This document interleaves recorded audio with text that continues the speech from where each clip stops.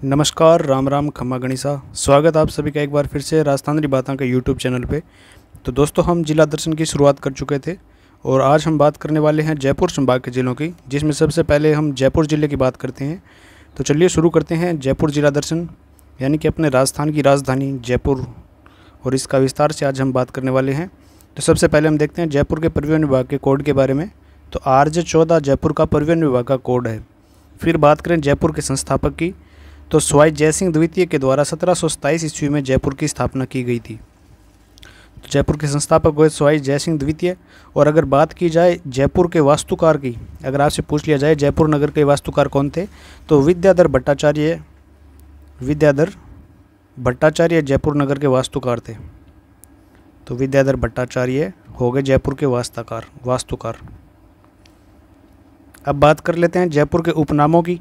तो जयपुर जिले को पूर्व का पेरिस, जयपुर को क्या कहा जाता है? पूर्व का पेरिस, रंगश्री के द्वीप, आइलैंड ऑफ गैलोरी, पिंक सिटी यानी कि गुलाबी नगरी, पन्ना नगरी, रतन नगरी, वैभव का द्वीप, भारत का पेरिस और राज्य की दूसरी काशी, ये सारे इन उपनामों से जयपुर को जाना जाता था या जाना जाता है।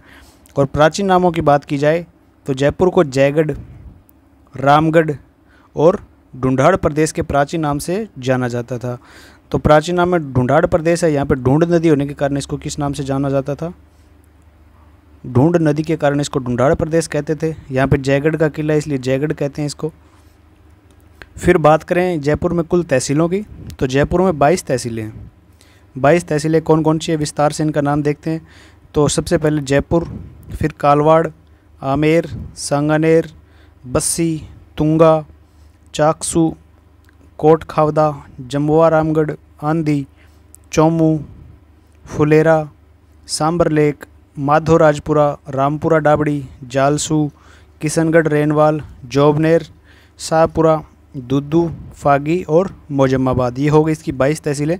अब उपखंडों की बात की जाए तो जयपुर में 17 उपखंड आते हैं, जो कि हैं अपने पास जयपुर, आमेर, सांगानेर, बस्सी, चाकसू, जम्मुआ रामगढ़, चौमू, सांबरलेक, माधोराजपुरा, रामपुरा और फिर किशनगढ़ रेनवाल, जोबनेर, शाहपुरा, दुद्दू, फागी और मोजम्माबाद। तो ये हो गए इसके 17 उपखंड। और जयपुर ज़िले में कुल 19 विधानसभा क्षेत्र आते हैं, तो इनकी भी बात कर लेते हैं। जोटवाड़ा, कोटपुतली, किशनपोल, आदर्श नगर, आमेर, बगरू, फुलेरा, सांगानेर, शाहपुरा, विराटनगर, बस्सी, दुद्दू, चौमू, जम्मुआ रामगढ़, मालवीय नगर, विद्याधर नगर, सिविल लाइन्स, हवा महल और चाकसू। तो ये हो गए जयपुर के 19 विधानसभा क्षेत्र। अब बात की जाए वन्यजीव शुभंकर की, तो जयपुर जिले का वन्यजीव शुभंकर है चीतल हिरण की प्रजाति का ही है। चीतल वन्यजीव शुभंकर है जयपुर का। अब स्थलीय सीमा की भी बात कर लेते हैं। तो जयपुर जिले की स्थलीय सीमा वर्तमान में अपने पड़ोसी जिलों अलवर, दौसा, कोटपुतली, बहरोड, सीकर, डीडवाना, कुचामन और अजमेर व टोंक जिलों के साथ ये अपनी सीमा स्पर्श करता है पहले। अब कोटपुतली बहरोड जिला नया जिला बना दिया गया जयपुर से। ये जयपुर से अलग होने के बाद नया जिला बनने से पहले जयपुर की सीमा हरियाणा से भी टच होती थी, लेकिन वर्तमान में ये अपना एक आंतरिक जिला ही है अभी। तो आप ये भी बात ध्यान में रखना। तो ये हो गया जयपुर का सामान्य सा परिचय। अब बात करते हैं इसके भौगोलिक तथ्यों की। तो सबसे पहले हम बात करते हैं भौगोलिक विशेषताओं में जलवायु की। तो जयपुर में पाई जाती है आर्द्र प्रकार की जलवायु। तो आर्द्र प्रकार की जलवायु जयपुर में है। इसके बाद वैज्ञानिकों के वर्गीकरण के अनुसार हम देखें तो कोपेन के अनुसार यहाँ पे CWG प्रकार की जलवायु पाई जाती है। तो कोपेन के वर्गीकरण के अनुसार ये अपना जयपुर जिला हो गया, और जयपुर में कोपेन के अनुसार पाई जाती है CWG प्रकार की जलवायु। फिर इसके बाद हम बात करें थॉर्नवेट के जलवायु वर्गीकरण के अनुसार, तो थॉर्नवेट के अनुसार यहाँ पे DA-W प्रकार की जलवायु पाई जाती है। तो ये थॉर्नवेट का जलवायु वर्गीकरण अपने पास, और मैप में आप देखोगे ये जयपुर जिला है, और जयपुर में कौन सी जलवायु पाई जाती है? DA-W प्रकार की जलवायु पाई जाती है।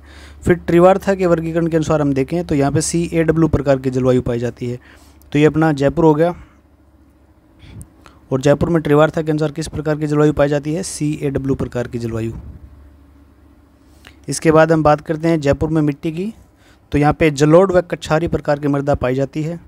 और कृषि विभाग के वर्गीकरण के अनुसार देखें तो यहाँ पे गैर चुनायुक्त भूरी मिट्टी पाई जाती है। फिर यहाँ पे कृषि विभाग के अनुसार नवीन जलोढ़ मिट्टी और पीली भूरी मिट्टी भी पाई जाती है। वैज्ञानिकों का वर्गीकरण यहाँ पे देखें तो वैज्ञानिकों के अनुसार इस मिट्टी को नाम दिया गया है अल्फी सोयल, यानी यहाँ पे अल्फी सोयल प्रकार की मिट्टी पाई जाती है। इसके बाद यहाँ पे कृषि परिदृश्य की बात की जाए तो अनुसंधान केंद्र बहुत ज़्यादा हैं जयपुर में, एक एक करके हम देखते हैं। तो राजस्थान कृषि अनुसंधान केंद्र की स्थापना जयपुर में की गई है। राजस्थान कृषि अनुसंधान केंद्र की स्थापना जयपुर के दुर्गापुरा में कब की गई थी? 1943 ईस्वी में की गई। फिर राजस्थान राज्य बीज निगम की स्थापना जयपुर में कब की गई? 1978 में की गई। राजस्थान राज्य कृषि भंडार निगम की स्थापना भी जयपुर में की गई है 1957 में। राजस्थान राज्य सहकारी क्रय विक्रय संघ यानी कि राजफीड के नाम से हम जिसको जानते हैं, इसका गठन 1957 में जयपुर में किया गया है। इसके अलावा राजस्थान राज्य कृषि विपणन बोर्ड की स्थापना 6 जून 1974 को जयपुर में की गई है। फिर इसके बाद राज्य सहकारी spinning and woollen mills limited, जिसको हम स्पिन के नाम से जानते हैं, SPINFFED, इसका गठन 1942 में जयपुर में किया गया। फिर वर्ष 2020-21 में तारामीरा, तरबूज, खरबूजा, टिंडा और सब्जी उत्पादन में और आंवला उत्पादन में जयपुर जिला अपने राजस्थान में प्रथम स्थान पर रहा है। इसके बाद राजस्थान में टिंडा मंडी शाहपुरा जयपुर में है, आंवला मंडी चौमू जयपुर में है, मटर मंडी बसेड़ी जयपुर में है, टमाटर मंडी बस्सी जयपुर में, पुष्प मंडी मोहाना जयपुर में, फल और सब्जी की मंडी मोहाना में ही है। तो ये सारी मंडियाँ कहाँ पे है? जयपुर में। फिर जैतून की टहनियों से ग्रीन टी बनाने की फैक्ट्री कहाँ पे लगाई गई है? बस्सी जयपुर में, और ये 2017 में स्थापित की गई थी। अब उत्कृष्ट केंद्र है राजस्थान में, अनार का उत्कृष्ट केंद्र कहाँ पे है? जयपुर में। और अनार सर्वाधिक उत्पादित कहाँ होते हैं? तो हमने पीछे पढ़ा था सवाई माधोपुर में। कर्ण नरेंद्र कृषि विश्वविद्यालय जोबनेर की स्थापना कब की गई? 2013 में जोबनेर जयपुर में की गई। राजस्थान की दूसरी वेटेनरी विश्वविद्यालय यानी कि वेटेनरी यूनिवर्सिटी राजस्थान की दूसरी वेटेनरी यूनिवर्सिटी जोबनेर जयपुर में खोली जानी प्रस्तावित की गई है। तो ये था इसके कृषि की कुछ विशेषताएं और कुछ अनुसंधान केंद्र जो जयपुर में स्थित थे। अब बात करते हैं जयपुर में नदियों की। तो यहाँ पे आंतरिक प्रवाह की द्रव्यवती नदी, जिसे अमीन शाह के नाले के नाम से जाना जाता है, इसका भाव क्षेत्र जयपुर में देखने को मिलता है। अमीन शाह के नाले को जयपुर की जीवन रेखा के उपनाम से जाना जाता है, तो इसको जयपुर की जीवन रेखा के उपनाम से जाना जाता है। और इस नदी पर जयपुर में कानोता बांध निर्मित किया गया है। तो कानोता बांध कौन सी नदी पे है पूछ लिया जाए तो अमीन शाह का नाला द्रव्यवती नदी पे किया गया है। और यह बांध मत्स्य पालन के लिए प्रसिद्ध है, तो ये भी इंपॉर्टेंट फैक्ट हो जाता है, मत्स्य पालन के लिए भी ये कानोता बांध प्रसिद्ध है। फिर अमीन शाह नाला नदी वर्तमान में ये जयपुर जिले में काफ़ी प्रदूषण का सामना कर रही है, तो ये फैक्ट भी आप ध्यान में रखना। फिर इसके बाद हम बात करते हैं मेंथा नदी की। तो इस नदी का उद्गम जयपुर जिले में मनोहरपुर थाना से होता है। इसके पश्चात ये जयपुर से होते हुए डीडवाना कुचामन जिले में बहती है। फिर यहाँ पे सांबर झील में आकर अपना जल मिला देती है। इस नदी पर डीडवाना कुचामन जिले में नावा नमक मंडी स्थापित की गई है। तो नावा नमक मंडी कौन सी नदी पे है? तो मेंथा नदी पे है। फिर इसके बाद बाणगंगा, जिसे अर्जुन की गंगा के उपनाम से भी हम जानते हैं, तो इस नदी का उद्गम कोटपुतली बहरोड जिले में स्थित बैराठ की पहाड़ियों से होता है। कोटपुतली जिला बनने से पहले बैराठ की पहाड़ियाँ जयपुर का हिस्सा थी। इसके पश्चात ये नदी जयपुर, दौसा, भरतपुर इन जिलों में बहती हुई उत्तर प्रदेश राज्य में जाकर यमुना नदी में अपना जल मिला देती है। इस नदी को अर्जुन की गंगा, इसके अलावा ताला नदी के उपनाम से भी जाना जाता है। ये नदी राजस्थान की एकमात्र रुंडित नदी है। तो ये भी क्वेश्चन काफ़ी बार पूछा जा चुका है भाई कि राजस्थान की रुंडित नदी कौन सी नदी को कहते हैं? तो बाणगंगा नदी को कहते हैं। इसके बाद हम बात करें, ये नदी सर्वप्रथम उत्तर से दक्षिण दिशा की ओर प्रवाहित होकर बाद में पश्चिम से पूर्व दिशा में प्रवाहित होती है। तो सबसे पहले तो उत्तर से दक्षिण दिशा में प्रवाहित होगी, बाद में ये पश्चिम से पूर्व में जाकर अपने उत्तर प्रदेश में यमुना नदी में अपना जल मिला देती है। खारी, खंडेला, तुर्तमती, ये सारी नदियाँ जयपुर में प्रवाहित होती हुई सांबर झील में अपना पानी मिला देती है। तो सांबर झील में गिरने वाली नदियों के नाम भी आपसे पूछे जा सकते हैं। खारी, खंडेल, तुर्तमती, ये सारी नदियाँ सांबर में अपना पानी मिला देती है। फिर जयपुर में ये बांध परियोजनाएँ हैं, इनके बारे में पूछा जाता है। तो सबसे पहले जमुआ रामगढ़ बांध। तो जमुआ रामगढ़ बांध के बारे में आप एक बात ध्यान में रखना कि 1982 के जो एशियन गेम्स हुए थे ना, 1982 के एशियन गेम्स में नौकायान प्रतियोगिता का आयोजन जमुआ रामगढ़ बांध में किया गया था। तो नौकायान प्रतियोगिता का आयोजन कहाँ पे किया गया था? जमुआ रामगढ़ में। इसके बाद यहाँ पे कानोता बांध है और एक पाटन टेक बांध है। और जिलों की बात की जाए तो मानसरोवर झील, पाटनटेक झील और जम्मू और रामगढ़ झील व मावठा झील जयपुर में स्थित है। फिर सांबर झील है, फुलेरा जंक्शन जयपुर में स्थित है। ये राजस्थान की खारे पानी की सबसे बड़ी झील है और नमक उत्पादन में भारत देश की सबसे बड़ी झील कौन सी है? सांबर झील। तो सांबर झील का निर्माण किसके द्वारा करवाया गया? तो इस झील का निर्माण वासुदेव चौहान के द्वारा करवाया गया। तो बिजोलिया शिलालेख से हमें जानकारी मिलती है कि वासुदेव चौहान के द्वारा इस झील का निर्माण कार्य करवाया गया और इस नदी में मेंथा, रूपनगढ़, खारी, खंडेल ये सारी नदियाँ आकर अपना जल मिला देती है। तो ये अपनी जयपुर की सांबर झील खारे पानी की राजस्थान की सबसे बड़ी झील और देश की भी नमक उत्पादन की दृष्टि से देखा जाए तो देश की सबसे बड़ी ये झील हो जाती है। 8.7% यहाँ से नमक उत्पादित किया जाता है। फिर वन्य जीव क्षेत्र की बात करें तो यहाँ पे जयपुर जंतुआलय है, इसकी स्थापना 1876 ईस्वी में की गई।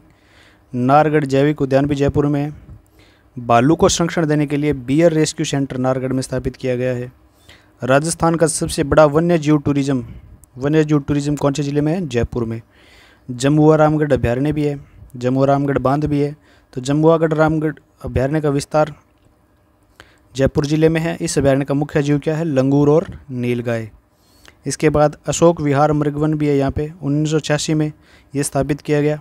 और संजय उद्यान मृगवन है जो कि 1986 में, ये दोनों ही 1986 में स्थापित किए गए। गंगा घाट है जयपुर में जिसको राज्य का संरक्षित क्षेत्र घोषित किया गया है। फिर नारगढ़ अभ्यारण्य का विस्तार जयपुर के अलावा नारगढ़ अभ्यारण्य का विस्तार जयपुर में और इस अभ्यारण्य का मुख्य जीव क्या है? चिंकारा। फिर राजस्थान में वानिकी प्रशिक्षण केंद्र जयपुर, जोधपुर और अलवर जिलों में स्थापित किए गए, यानी राजस्थान के 3 जिलों में वानिकी प्रशिक्षण केंद्र स्थापित किए गए। एक तो जयपुर में अपने, इसके अलावा जोधपुर में और एक अलवर में।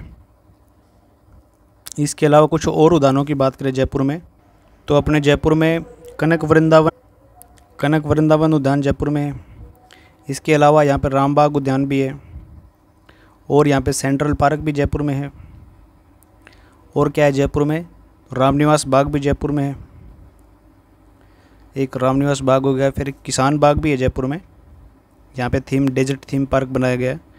तो किसान बाग कह सकते हो आप, किसान पार्क, किसान बाग कह दो इसको, जयपुर में ही है।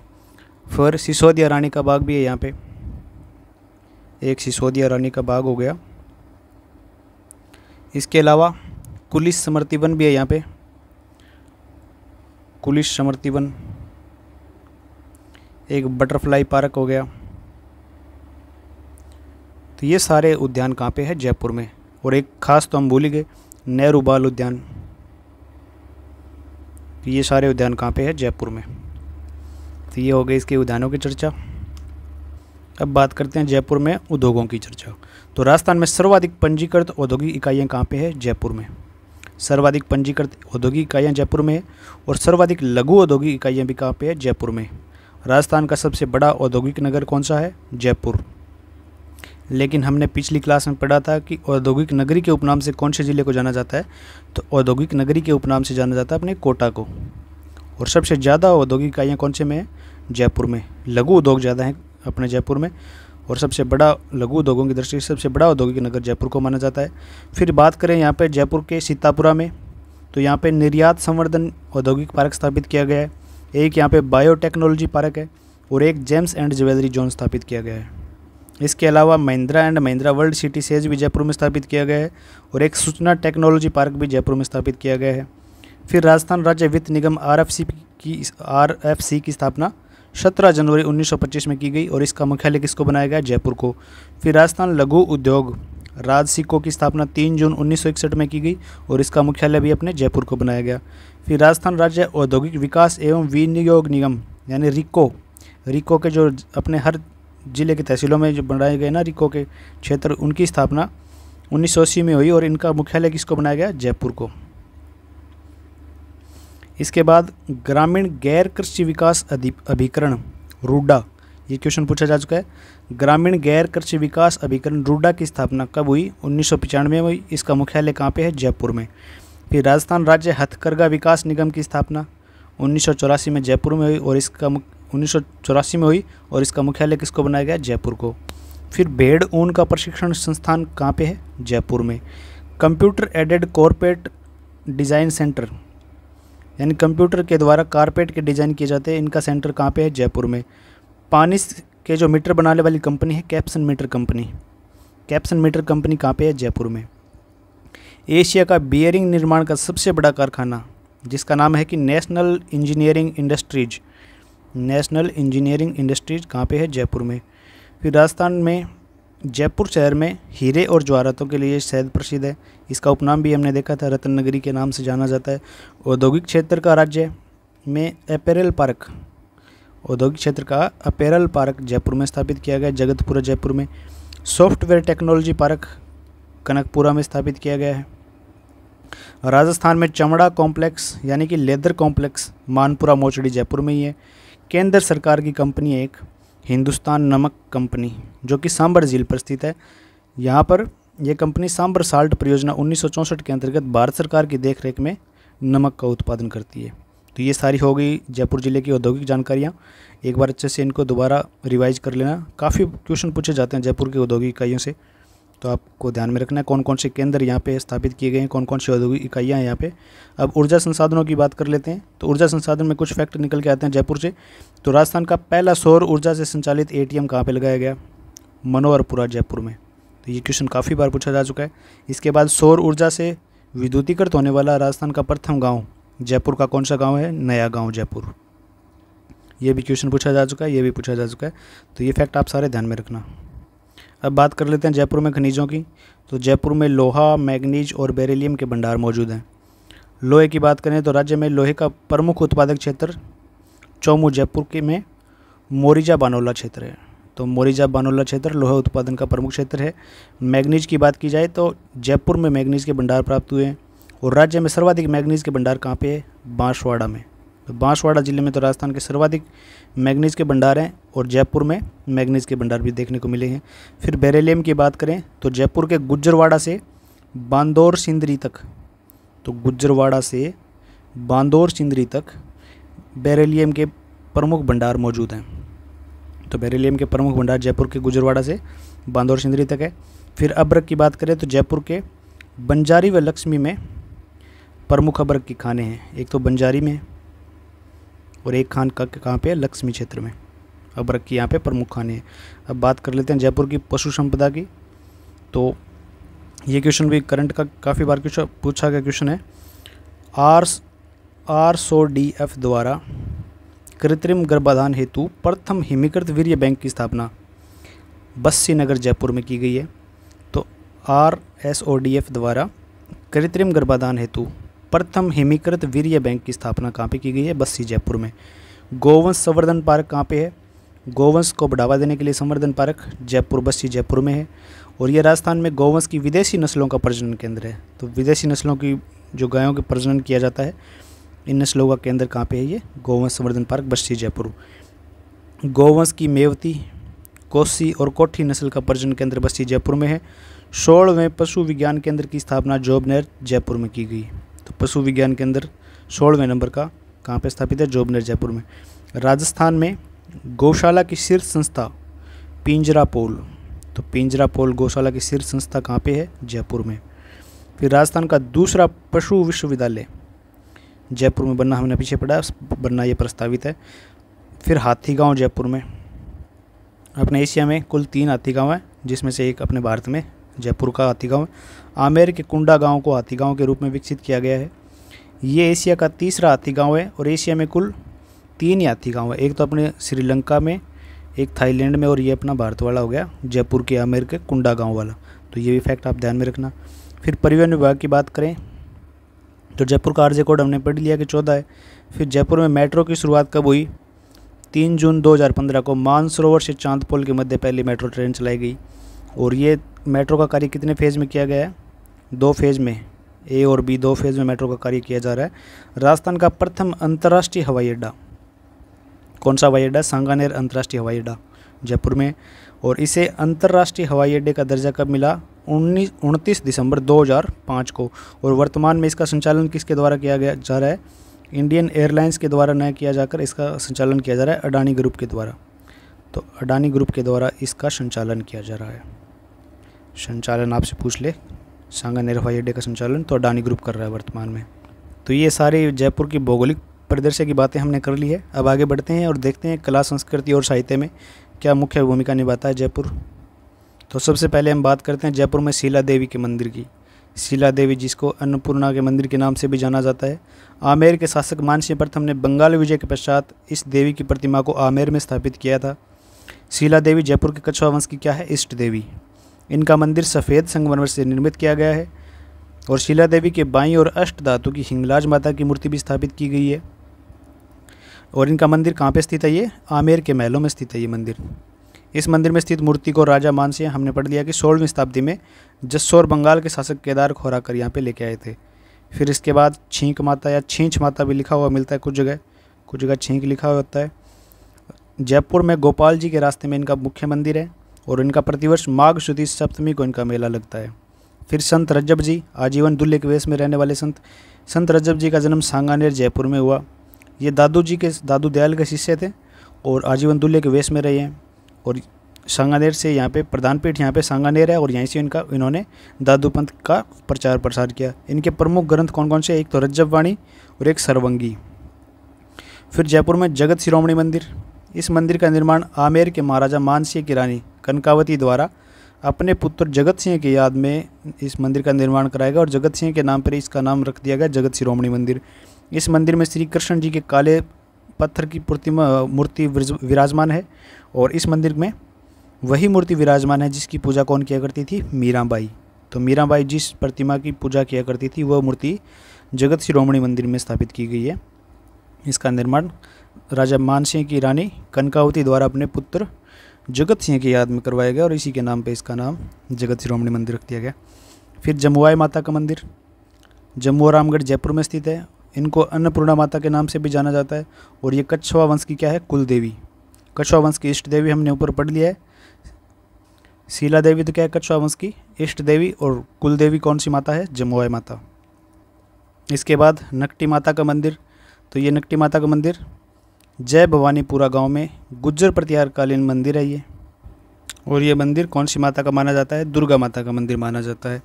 इसके बाद सूर्य मंदिर। इसका निर्माण राजा दुर्गुण के मंत्री वागपक के द्वारा करवाया गया और यह सबसे प्राचीन तिथियुक्त मंदिर माना जाता है। इस मंदिर में लकुलिश जी के काले रंग की प्रतिमा विराजमान है। इसके बाद माधोराजपुरा दुर्ग जयपुर में स्थित है। सवाई माधो सिंह प्रथम ने मराठा विजय के उपलक्ष्य में जयपुर जिले में माधोराजपुरा नगर को बसाया और यहाँ पे एक दुर्ग का निर्माण करवाया जिसका नाम पड़ा माधोराजपुरा दुर्ग। इस दुर्ग के साथ अमीर खां पिंडारी की बेगमों को पकड़कर लाने वाले भगत सिंह नरूका की वीरता की कहानी जुड़ी हुई है। तो भगत सिंह नरूका अमीर सिंह पिंडारी की बेगमों को पकड़कर लाए थे। इनकी कहानी कौन से दुर्ग से जुड़ी हुई है? ये अपने माधोराजपुरा दुर्ग से।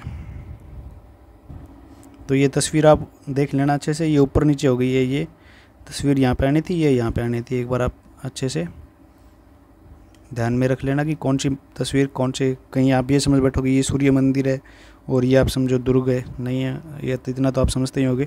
फिर आगे हम बात करते हैं चौमू का दुर्ग। चौमुआगढ़, धारदारगढ़ और रघुनाथगढ़ के उपनाम से प्रसिद्ध ये किला जयपुर में स्थित है।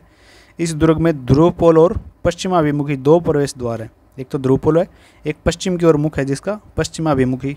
तो ये इसके दो प्रवेश द्वार हो गए। इस दुर्ग में गणेश पोल का निर्माण रघुनाथ सिंह के द्वारा करवाया गया और इन रघुनाथ सिंह के नाम पर इसको किस नाम से जाना जाता है? रघुनाथगढ़। फिर जयगढ़ दुर्ग जयपुर। ईगल की पहाड़ी या चील का टीला पहाड़ी पर स्थित है और इस दुर्ग का एक अन्य उपनाम भी चील की पहाड़ी पर होने के कारण चिल्ले का टीला के नाम से जाना जाता है इस दुर्ग को। इसका निर्माण कार्य मानसिंह ने प्रारंभ करवाया और सवाई जयसिंह ने इसका कार्य पूर्ण करवाया और इस किले को चिल्ले का टीला या फिर एक नाम और देखने को मिलता है जयपुर का संकट मोचन किला भी कहते हैं इसको। तो संकट मोचन किला और एक नाम है इसका चिल्ले का टीला। तो ये इसके दो उपनाम भी ध्यान में रखना पूछे जा चुके हैं। फिर इस दुर्ग में एशिया की सबसे बड़ी तोप जय बाण तोप रखी गई है। तो ये तस्वीर दिखाता हूँ मैं आपको। ये जय बाण तोप है, एशिया की सबसे बड़ी तोप जयगढ़ दुर्ग में। और यहाँ पे एशिया का सबसे बड़ा तोप डालने का कारखाना भी जयगढ़ दुर्ग में ही है। इस दुर्ग के सभी महलों का शिल्पी कौन थे? विद्याधर जी थे। ये वही विद्याधर भट्टाचार्य हैं जो जयपुर के वास्तुकार हैं और इन्होंने ही इस दुर्ग के सारे महलों का वास्तुकार के हिसाब से डिज़ाइन किया था। तो इसके शिल्पी कौन है? विद्याधर। इस दुर्ग में स्थित एक अन्य दुर्ग विजयगढ़ी के नाम से भी जाना था। इसके पास में स्थित एक अन्य दुर्ग विजयगढ़ी। फिर आगे बढ़ते हुए बात करते हैं नाहरगढ़ या सुदर्शनगढ़ की। मराठों से सुरक्षा हेतु इस दुर्ग का निर्माण कार्य सवाई जयसिंह सेकंड के द्वारा प्रारंभ करवाया गया और सवाई राम सिंह ने इसका निर्माण कार्य पूर्ण करवाया था। इस दुर्ग में सवाई माधो सिंह ने अपनी 9 प्रेमिकाओं के लिए एक जैसे 9 महलों का निर्माण विक्टोरिया शैली में करवाया था और ये भवन क्या नाम से जाने जाते हैं? माधवेंद्र भवन। माधवेंद्र भवनों में एक स्कल्पचर पार्क भी स्थित है। तो ये स्कल्पचर पार्क की तस्वीर है और ये अपने सुदर्शनगढ़ या नाहरगढ़ दुर्ग की तस्वीर है। फिर इस दुर्ग में गैटोर की छतरियाँ हैं, यानी जयपुर के कछुआ राजाओं की छतरियाँ किस नाम से जानी जाती है? तो ये गैटोर की छतरियाँ कहाँ पे हैं? नाहरगढ़ में। इस दुर्ग को जयपुर की ओर झांकता हुआ दुर्ग भी कहा जाता है और इस दुर्ग को महलों का दुर्ग, मिठड़ी का दुर्ग, मिठड़ी का किला इन उपनामों से भी जाना जाता है। इसके अलावा इसको जयपुर के मुकुट के नाम से भी जानते हैं, जयपुर का मुकुट। फिर इसके बाद हम बात करते हैं आमेर के किले की। तो ये कौन सी पहाड़ी पर स्थित है? कालीखोह पहाड़ी पर स्थित है आमेर का किला। इस किले का निर्माण मानसिंह प्रथम ने शुरू करवाया और मिर्जा राजा जयसिंह ने इसका निर्माण कार्य पूर्ण करवाया। 1707 में बहादुर शाह ने आक्रमण किया था आमेर पर, तो उस समय उसने इस पर अधिकार करके इसका नाम मोमिनाबाद रख दिया था। तो मोमिनाबाद एक उपनाम देखने को मिलता है आमेर का। इस दुर्ग के प्रवेश द्वार का क्या नाम है? गणेश पोल। 21 जून 2013 को आमेर दुर्ग को विश्व धरोहर सूची में शामिल किया गया और 2018 में इस पर 12 रुपये का डाक टिकट जारी किया गया। राजस्थान में सर्वप्रथम नाइट टूरिज्म की शुरुआत आमेर दुर्ग से की गई है। तो एक तस्वीर देख सकते हो आप, ये रात के दृश्य की है। नाइट टूरिज्म की शुरुआत आमेर से की गई है और ये आमेर दुर्ग की भव्य तस्वीर भी आप देख सकते हो। और इस दुर्ग में प्रमुख स्थल कौन कौन से देखने को मिलता है आपको? दीवाने आम, दीवाने खास, जगत शिरोमणि मंदिर हमने ऊपर पढ़ा था, शीश महल, एक शीला देवी का मंदिर भी हमने शुरुआत में पढ़ा था, फिर एक कदमी महल। तो ये सारे यहाँ पे क्या है? दर्शनीय स्थल है। इसके बाद जयपुर में कुछ हवेलियाँ हैं, इनको आप ध्यान में रखना कि पूछी जा सकती हैं, अभी ये कौन सी हवेली कौन से ज़िले में स्थित है। तो पुरोहित जी की हवेली जयपुर में है, चूरा सिंह की हवेली एक जयपुर में, रत्नाकर भट्टपुंडरी की हवेली भी है, पुरोहित प्रताप नारायण की हवेली और एक धाबाई की हवेली। तो ये सारी हवेलियाँ कहाँ पे? अपने जयपुर में। इसके बाद हम बात करते हैं जयपुर के हवा महल की। तो जयपुर के सिटी पैलेस में स्थित हवा महल का निर्माण सवाई प्रताप सिंह के द्वारा करवाया गया। तो काफ़ी बार पूछा जा चुका है किसके द्वारा करवाया गया, इसकी मंजिलों के बारे में पूछा जाता है। तो इसका निर्माण करवाया गया सवाई प्रताप सिंह के द्वारा 1799 में।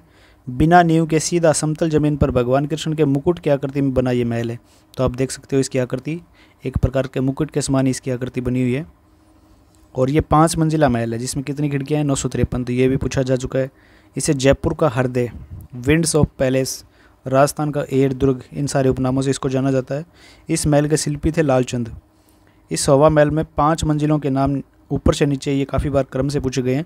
एक तो सर्द मंजिल है, दूसरी पहली तो हो गई सर्द मंजिल, दूसरी इसकी रत्न मंजिल, तीसरी विचित्र मंजिल, चौथी प्रकाश मंजिल और 5वीं है हवा मंजिल। तो इन मंजिलों के नाम आप क्रम से ध्यान में रखना, ये 5 मंजिलें लगातार पूछी जाती हैं। इसके बाद जंतर मंतर सवाई जयसिंह द्वितीय के द्वारा इसका निर्माण करवाया गया और सवाई जयसिंह द्वितीय ने इस प्रकार की 5 वेधशालाओं का निर्माण करवाया गया था, जिसमें से एक तो अपने जयपुर में, दूसरी दिल्ली में, तीसरी मथुरा में, चौथी उज्जैन में और 5वीं बनारस में। तो इनसे काफ़ी बार पूछा जा चुका है। ये चारों, इनमें से 3 तो ऑप्शन में दे दिए जाते हैं, एक अलग ऑप्शन दे दिया जाता है। आपसे पूछा जाता है कि कौन से शहर में ये जंतर मंतर नहीं है। तो आप इन सारे नामों को ध्यान में रखना कि जयपुर में, दिल्ली में, मथुरा, उज्जैन और बनारस में है। अगर आप ट्रिक से याद करना चाहो तो बजदी, मथुरा, उज्जैन, इस नाम से आप याद रख सकते हो। यानी बजदी में एक तो बनारस, जयपुर, दिल्ली, मथुरा और उज्जैन। आप अपने तरीके से कोई भी ट्रिक बनाकर इनको याद रख सकते हो कौन कौन से शहरों में। ये सबसे बड़ी वेधशाला है और इस वेधशाला का सबसे बड़ा यंत्र कौन सा है? सम्राट यंत्र। 1 अगस्त 2010 को इसको यूनेस्को द्वारा विश्व धरोहर सूची में शामिल कर लिया गया है। फिर इसके बाद ईश्वर लाट या सरगासुली, जयपुर के त्रिपोलिया बाजार में स्थित ये 7 मंजिला इमारत है। इसका निर्माण किसके द्वारा करवाया गया? ईश्वरी सिंह के द्वारा, इसीलिए इसको ईश्वर लाट के नाम से भी जानते हैं। फिर रामनिवास बाग और रामबाग पैलेस राम सिंह द्वितीय के द्वारा निर्माण करवाया गया। कनक वृंदावन मंदिर और विद्याधर बाग, ये भी जयपुर में स्थित है। फिर अल्बर्ट हॉल म्यूजियम, इसका निर्माण राम सिंह द्वितीय के शासनकाल में 1876 ईस्वी में प्रिंस अल्बर्ट के द्वारा कराया गया और ये भारतीय व फारसी शैली में निर्मित है, काफ़ी सुंदर है। Albert hall museum Ram Singh second के शासनकाल में 1876 में बनाया गया। फिर इसके बाद मुबारक महल, मेहमानों को ठहराने के लिए सवाई माधो सिंह द्वितीय ने इनका निर्माण करवाया था। फिर इसके बाद मांझी का बाग और नटानी का बाग। तो मांझी का बाग व नटानी का बाग कहाँ पे? जयपुर में। गधों का मेला लगता है लूणियावास जयपुर में।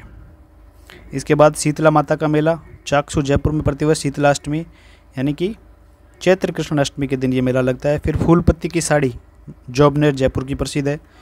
बुढ़ाड़ का पुष्कर जम्मू और रामगढ़ जयपुर को क्या कहा जाता है? बुढ़ाड़ का पुष्कर। फिर इसके बाद शाकंभरी माता का मंदिर, काफ़ी शाकंभरी माता के मंदिर है अपने राजस्थान में। सांबर जयपुर में इस मंदिर का निर्माण चौहान वंश के संस्थापक वासुदेव चौहान के द्वारा करवाया गया। शाकंभरी माता अजमेर के चौहान वंश की क्या मानी जाती हैं? कुल देवी, और इन्हें कंदमूल शाक की देवी के नाम से भी पूजा जाता है। इसके बाद सांबर में देवयानी तीर्थ है। इस सांबर में स्थित इस धाम को तीर्थों की क्या नाम से जानते हैं? नानी। तीर्थों की नानी देवयानी। तो तीर्थों की नानी देवयानी, इस नाम से आप याद रखना। इसके बाद नलियासर मस्जिद है सांबर में। अली साहब पीर की दरगाह भी कहाँ पे? जयपुर में। बूढ़े बालाजी का मंदिर सामोद जयपुर में। हनुमान जी का यह प्राचीन मंदिर है और इस मंदिर के पास राजस्थान का चौथा रोपवे रज्जुमार्ग संचालित हो रहा है। तो ये रोपवे और ये बूढ़े बालाजी इनका मंदिर है सामोद जयपुर में। तो ये रोपवे वाला फैक्ट ध्यान में रखना, चौथा रोपवे संचालित किया जा रहा है यहाँ से। फिर सामोद के महल जयपुर में भारमल कछुआ के द्वारा निर्मित ये प्रसिद्ध महल है। भित्ति चित्रों के लिए प्रसिद्ध महल है ये, और इस महल में 7 बहनों का मंदिर स्थित है। इसके बाद करणसर्ग दुर्ग, बोराज दुर्ग, जोबनेर दुर्ग, नायला दुर्ग और साईगढ़ दुर्ग, ये सारे दुर्ग कहाँ पे? जयपुर में। तो ये सीधे वन लाइनर फैक्ट आप ध्यान में रखना। कुछ सीधा ही नाम देकर पूछ ले जाते हैं कई बार क्वेश्चन कि करणसर्ग दुर्ग कहाँ पे है, पूछ लिया गया कि साईगढ़ दुर्ग कौन से ज़िले में है। तो आप ये इनका नाम एक बार ध्यान में रखना कि करणसर, बोराज, जोबनेर, नायला, ये साईगढ़ कहाँ पे है? जयपुर में। फिर बात करते हैं जयपुर की प्रसिद्ध कलाकारी मीनाकारी की।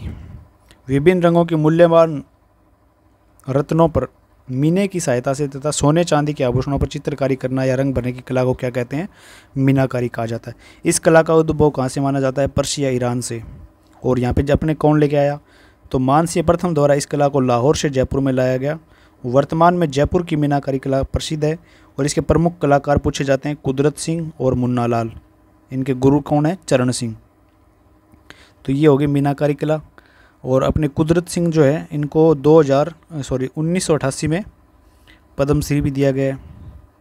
तो कुदरत सिंह का नाम आप ध्यान में रखना, कौन सी कला से संबंधित है? मीनाकारी से।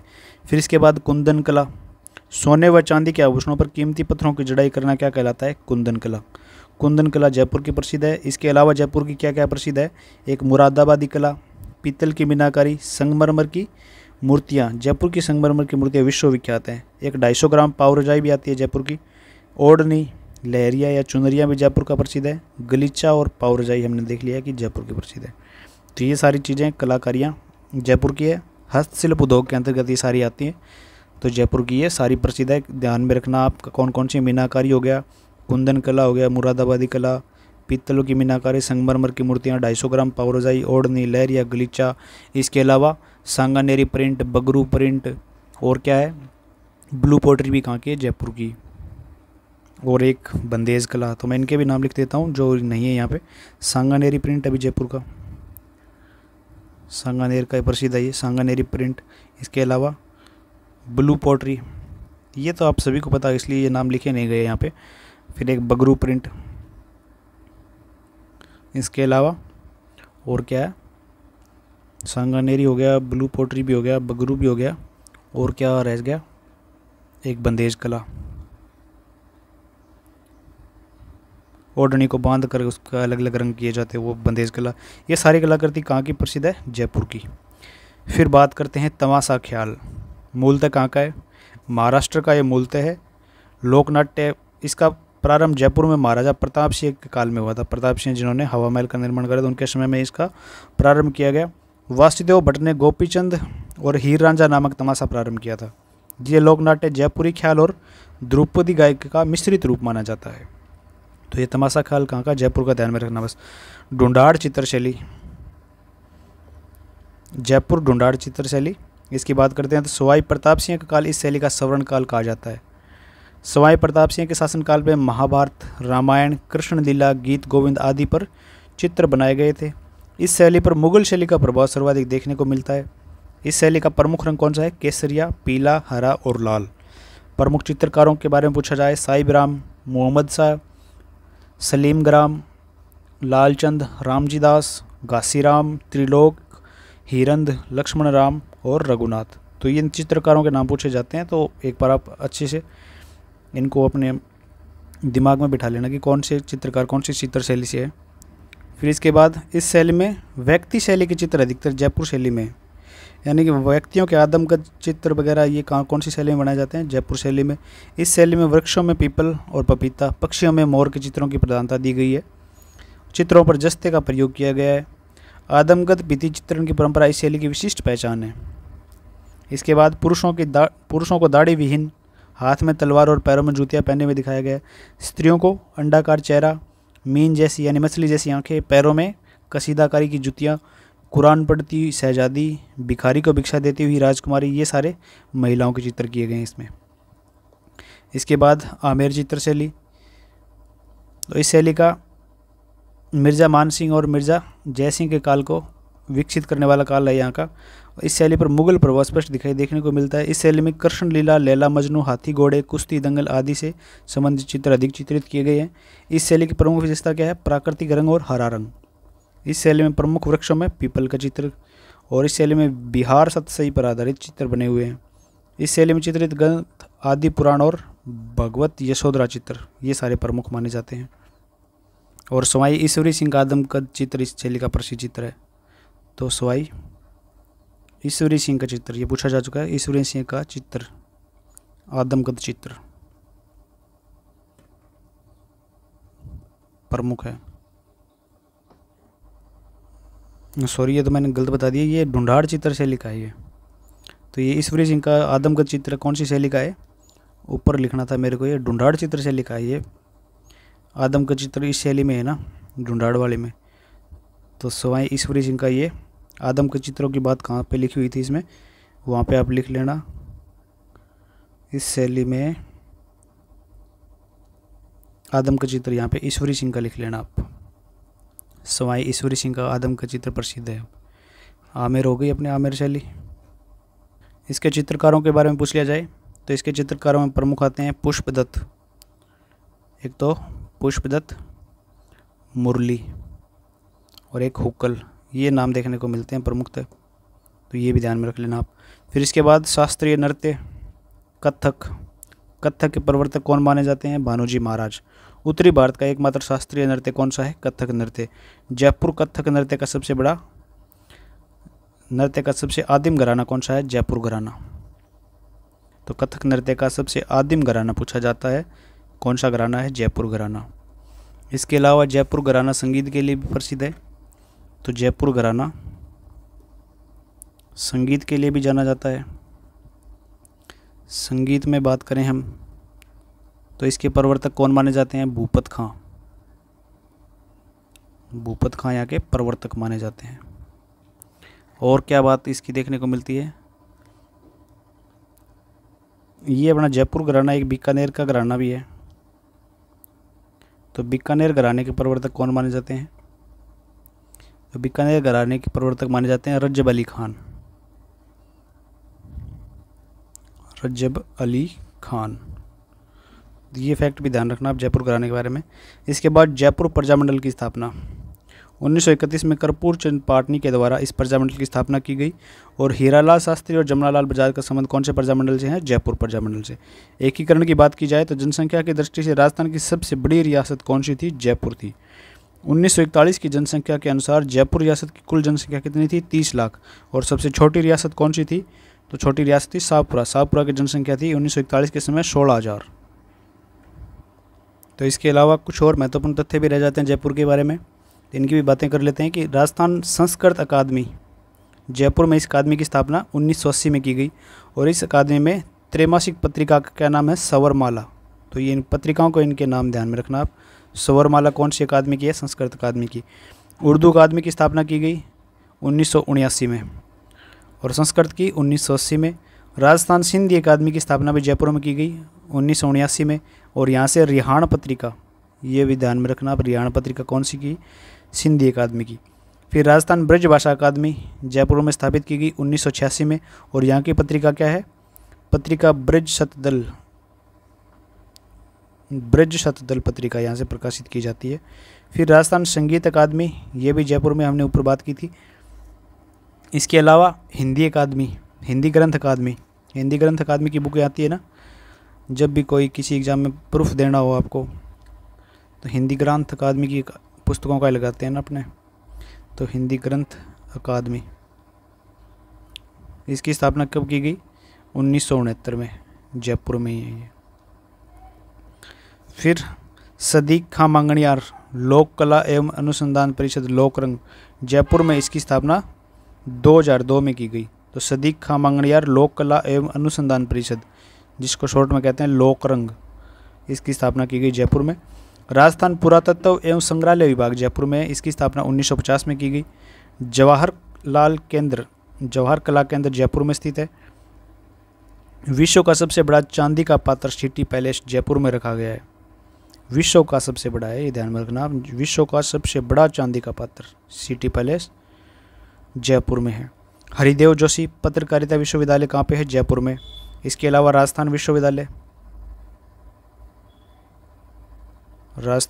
भी कहाँ पे है? जयपुर में है। और इसकी भी एक पत्रिका आती है जिसका क्या नाम है? The economist. तो द इकोनॉमिस्ट के नाम से राजस्थान विश्वविद्यालय की भी पत्रिका आती है। फिर उत्तर पश्चिमी रेलवे का मुख्यालय का जोन कौन सा है? जयपुर।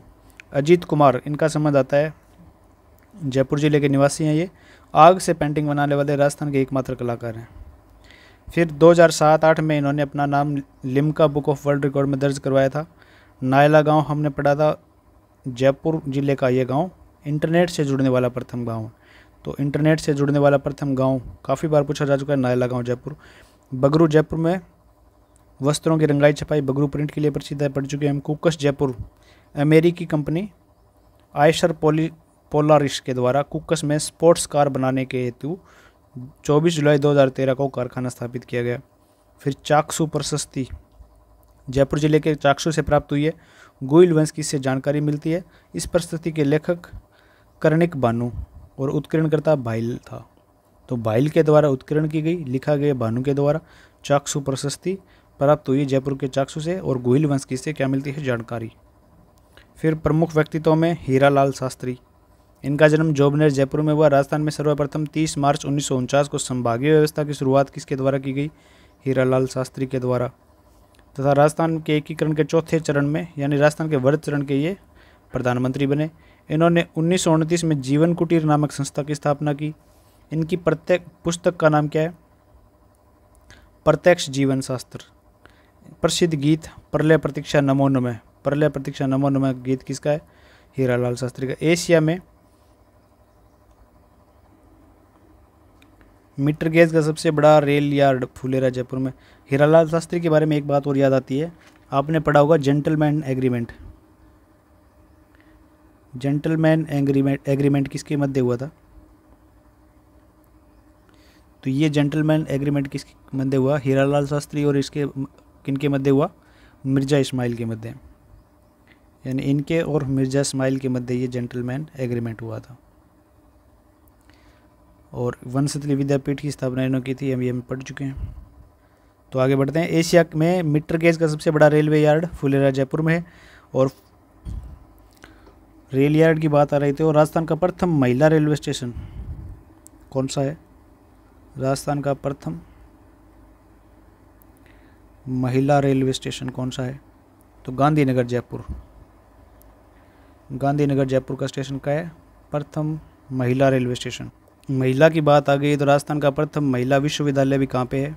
जयपुर में ही है। इसके अलावा सेना की दक्षिण पश्चिमी सेना की, भारतीय सेना की और दक्षिणी और पश्चिमी कमान का मुख्यालय कहाँ पे है? जयपुर में ही है। इसके बाद आगे बात करते हैं। राजस्थान में अक्षय ऊर्जा निगम अगस्त 2002 द्वारा 1 मेगावाट का सौर प्लांट फागी में स्थापित किया गया है। राजस्थान का प्रथम सौर ऊर्जा से विद्युतकृत गांव नया गांव जयपुर, हमने पढ़ लिया पहले। राजस्थान का प्रथम मेट्रो अस्पताल दूदू जयपुर में स्थित है। मरवा दुर्ग 52 चूल्हों की हवेली मोजम्माबाद में स्थित है। भूतों की बावड़ी कौन सी जगह पे है? मोजम्माबाद में। भूतों की बावड़ी और भूतों का किला भानगढ़ अलवर वाला। भूतों की बावड़ी मोजमाबाद। काला संगमरमर भैंसलाना जयपुर का प्रसिद्ध है। चाप गांव चोमू जिले के इस गांव में विश्व का तीसरा व भारत का दूसरा cricket stadium Anil Agrawal cricket stadium बनाया जा रहा है। तो ये भी क्वेश्चन करंट का क्वेश्चन इंपॉर्टेंट फैक्ट है, ध्यान में रखना। डाक टिकट और पोस्ट कार्ड जारी करने वाली प्रथम रियासत कौन सी थी? 1904 में जारी किया जयपुर रियासत के द्वारा। राजस्थान एकीकरण के समय जयपुर के शासक कौन थे? मान सिंह द्वितीय। इसके अलावा प्रमुख व्यक्तित्व में कुछ व्यक्तियों के नाम रह गए, तो उनकी भी बात कर लेते हैं। आपने पढ़ा होगा अर्जुन लाल सेठी के बारे में। तो अर्जुन लाल सेठी का संबंध कहाँ से है? ऊपर पढ़ लिया ये तो हमने।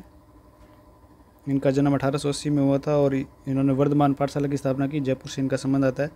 फिर इसके अलावा सदीक खां बांगणियार, सदीक खां बांगणियार ये क्या है? खड़ताल वादक हैं, इनका संबंध भी जयपुर से है। एक बन्नो बेगम का नाम आपने सुना होगा, बन्नो बेगम मांड गायिका, ये इनका संबंध भी जयपुर से आता है। इसके अलावा रामनाथ चौधरी, रामनाथ चौधरी के बारे में आपने सुना है क्या? रामनाथ चौधरी ये क्या है? नाक से अलगोजा बजाने वाले व्यक्ति हैं, नाक से अलगोजा बजाते हैं ये। इनके अलावा चंद्रधर शर्मा गुलेरी, इनका नाम सुना है क्या आपने? चंद्रधर शर्मा गुलेरी क्या है? ये साहित्यकार हैं। इसके अलावा गोपाल सैनी, गोपाल सैनी का नाम सुन रखा है क्या आपने? इनका संबंध भी जयपुर से, और ये क्या है? और एथलीट हैं ये, और इनको अर्जुन अवार्ड भी मिला हुआ है, अर्जुन अवार्ड भी मिला है उनको।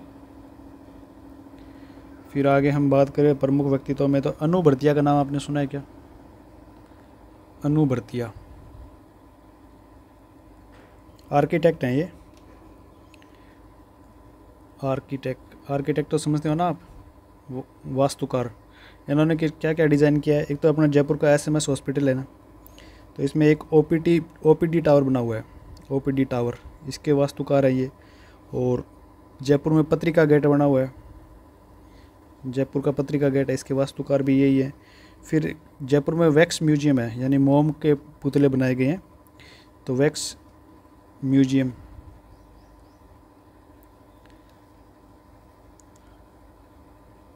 तो इसके भी ये वास्तुकार रहे हैं। इसके अलावा एक आपने पढ़ा हुआ कोटा जिला दर्शन पढ़ते समय चंबल रिवर फ्रंट, तो चंबल रिवर फ्रंट के समय भी हमने इनका नाम पढ़ा था ना। चंबल रिवर फ्रंट के भी वास्तुकार कौन है? अनु भरतिया, अनु भरतिया नाम है इनका, तो ये जयपुर से संबंधित है। इसके अलावा लाछी प्रजापति का नाम आता है, लाछी प्रजापति का नाम आपने सुना है क्या? लाछी प्रजापति क्या है? ये नृत्यांगना, और इनकी एक बायोग्राफी छपी थी, इनकी बायोग्राफी अपने golden book of the earth है, इसमें इनकी बायोग्राफी छपी थी। तो golden book of the earth, इसमें इनकी बायोग्राफी छपी थी। इसके अलावा लक्ष्मण सिंह, 2023 में इनको पद्मश्री दिया गया। और ये किससे संबंधित हैं? ये एक पर्यावरणविद है, यानी कि पानी और पर्यावरण के संरक्षण के क्षेत्र में इनको ये पद्मश्री का अवार्ड दिया गया। पानी और पर्यावरण संरक्षण के क्षेत्र में इनको ये पुरस्कार दिया गया। फिर जयपुर से संबंधित और प्रमुख व्यक्तित्वों की बात करें तो हम यहाँ पे एक आते हैं, खिलाड़ियों में बात कर लेते हैं। तो अवनी लेखरा, अवनी लेखरा को तो कौन नहीं जानता। कौन से खेल से संबंधित है ये? कौन से खेल से संबंधित है आपको पता है क्या? शूटर है ना ये, एयर राइफल। तो इन्होंने अपने पीछे टोक्यो ओलंपिक हुआ था, टोक्यो ओलंपिक में कौन सा मेडल हासिल किया? टोक्यो ओलंपिक में 10 मीटर एयर राइफल में तो इन्होंने गोल्ड, और 50 मीटर एयर राइफल में ब्रॉन्ज। इसके अलावा पेरिस ओलंपिक हुए, तो पेरिस ओलंपिक में इन्होंने 10 मीटर एयर राइफल में तो गोल्ड प्राप्त किया था। और इनको para sports person of the year भी घोषित किया गया है। Para sports person of the year इनको घोषित किया गया है। खेलो इंडिया पैरा गेम्स में इन्होंने अपने इंडिया के जो होते हैं खेलो इंडिया पैरा गेम्स में कौन सा मेडल लिया? Gold medal. तो ये अवनी लेखरा के बारे में मुख्य जानकारियाँ हो गई। फिर इसके बाद खिलाड़ियों में बात करें हम तो मोना अग्रवाल, इनका संबंध भी कहाँ से है? जयपुर से। तो मोना अग्रवाल जयपुर से संबंधित है। पेरिस ओलंपिक में इन्होंने भी 10 मीटर एयर राइफल में ब्रॉन्ज हासिल किया और इनको भी अर्जुन अवार्ड दिया गया है। इसके बाद कृष्ण नागर का नाम जानते हो क्या आप? कृष्ण नागर कौन से खेल से संबंधित है ये? तो ये अपने बैडमिंटन के खिलाड़ी हैं और टोक्यो ओलंपिक में इन्होंने भी क्या? गोल्ड किया। टोक्यो ओलंपिक में गोल्ड मेडल हासिल किया इन्होंने। इसके अलावा एक खिलाड़ी और हैं, विवान कपूर। विवान कपूर कौन से खेल से हैं? निशानेबाजी से ही हैं ये भी। रजत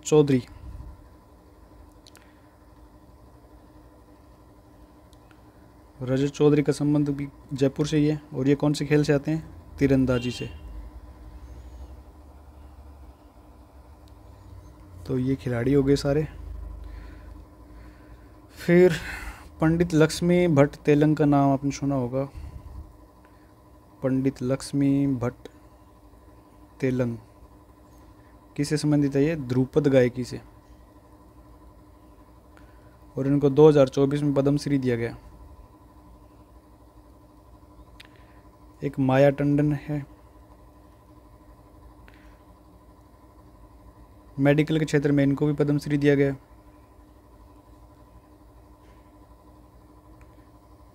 तो ये सारे प्रमुख व्यक्ति तो आ गए अपने जयपुर के।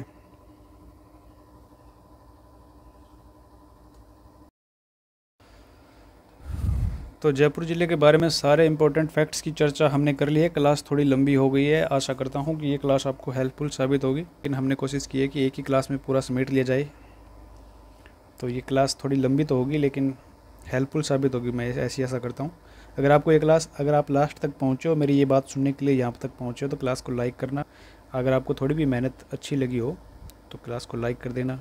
नए हो तो सब्सक्राइब भी कर लेना और बाकी अपने सुझाव कमेंट बॉक्स में दे देना। क्या सुधार चाहते हो, किस टॉपिक पे आप वीडियो चाहते हो, तो जो भी सुझाव आप देना चाहो कमेंट बॉक्स आपके लिए खुला है। जी भर के जो भी लिखना चाहो लिखो। तो मिलते हैं अपने अगली क्लास में अगले ज़िले के साथ। तब तक के लिए धन्यवाद। जय राजस्थान।